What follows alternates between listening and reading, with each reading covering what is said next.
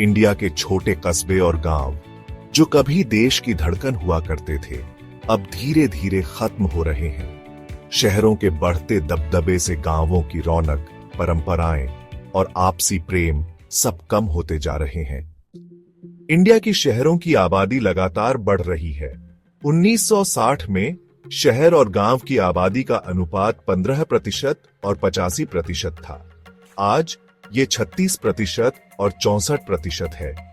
देश के 10 सबसे बड़े महानगरों में ही लगभग 200 मिलियन यानी कि 20 करोड़ लोग रहते हैं। इसके अलावा महानगरों बनाम छोटे शहरों में आबादी का अनुपात 37% और 53% है, जिससे ये पता चलता है कि गांव और छोटे शहरों दोनों की आबादी घट रही है। इसी बीच बड़े शहर तेजी से बढ़ रहे हैं और भीड़-भाड़ के बोझ तले दब रहे हैं। ये बदलाव सिर्फ संख्याओं का नहीं है, इसका हमारे सामाजिक मूल्यों पर गहरा और अक्सर बहुत बुरा असर पड़ता है। समाज का भाव कम हो रहा है और इसके साथ ही हमारे सामाजिक ढांचे का ताना बाना टूट रहा है। अगर आज कोई अपने बचपन के गांव या छोटे शहर की गलियों से गुजरे तो उन्हें एक अजीब सी खामोशी मिलेगी।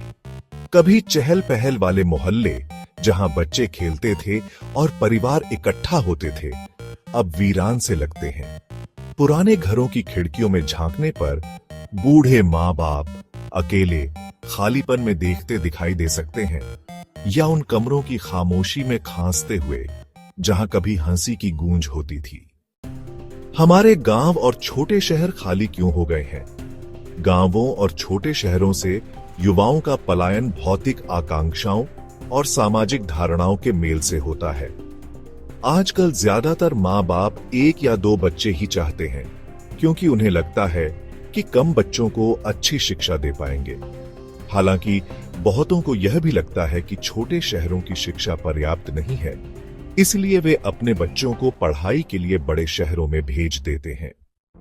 शिक्षा पर बहुत ज्यादा खर्चा करने के बावजूद बहुत कम छात्रों को IIT, IIM या AIMS जैसे बड़े संस्थानों में दाखिला मिलता है। बाकियों को महानगरों के महंगे प्राइवेट कॉलेजों पर निर्भर रहना पड़ता है। उच्च शिक्षा के लिए इन शहरों में कई साल बिताने के बाद छात्रों को शहर की जिंदगी की आदत हो जाती है। वे वहीं नौकरी कर लेते हैं और अक्सर अपने सहपाठियों या सहकर्मियों से शादी कर लेते हैं, कभी कभी अपने माता पिता की मर्जी के खिलाफ भी। कुछ लोग अपने परिवार वालों को पुश्तैनी संपत्ति बेचने के लिए भी मना लेते हैं, ताकि वे विदेश में अपनी जिंदगी शुरू कर सकें और फिर कभी अपने जन्म स्थान पर वापस नहीं लौटते। तरक्की की कीमत बहुत ज्यादा हो सकती है। पीछे छूट गए बूढ़े माँ बाप के लिए जिंदगी बस इंतजार बन जाती है।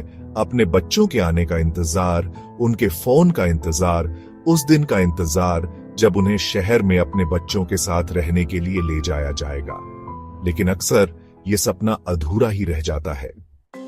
जो बच्चे बड़े शहरों में फ्लैट खरीदते हैं, वे अक्सर लोन लेते हैं और जल्द ही कर्ज चुकाने के लिए पुश्तैनी संपत्ति पर नजर गड़ा देते हैं। कुछ अपने माँ बाप को जमीन बेचने के लिए मना लेते हैं, दूसरे उन्हें शहर के फ्लैट में ले आते हैं। लेकिन तंग जगह, बहुओं के साथ तनाव और आजादी की कमी अक्सर इन बूढ़े माँ बाप को वापस अपने गांव भेज देती है, या उससे भी बदतर वृद्धाश्रम में। नतीजतन कभी रौनक वाले गांव और छोटे शहर अब वीरान से दिखते हैं। घटती शिक्षा सुविधाओं, मॉल और सिनेमा घरों जैसे मनोरंजन के साधनों की कमी और रोजगार के अवसरों की अनुपस्थिति के कारण वापस लौटने के बारे में कोई सोचता भी नहीं है। जो लोग विदेश चले जाते हैं, उनके आने जाने कम हो जाते हैं। कुछ लोग तभी लौटते हैं जब उनके माता पिता का निधन हो जाता है, सिर्फ अपने परिवार के घर के आखिरी निशान को बेचने के लिए।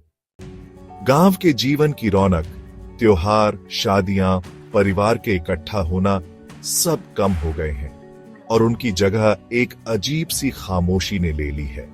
तरक्की और बेहतर जीवन की तलाश में हमने अपने समाज, परिवार के बंधनों और अपनी जड़ों की समृद्धि का बलिदान दे दिया है। क्या यह सही था?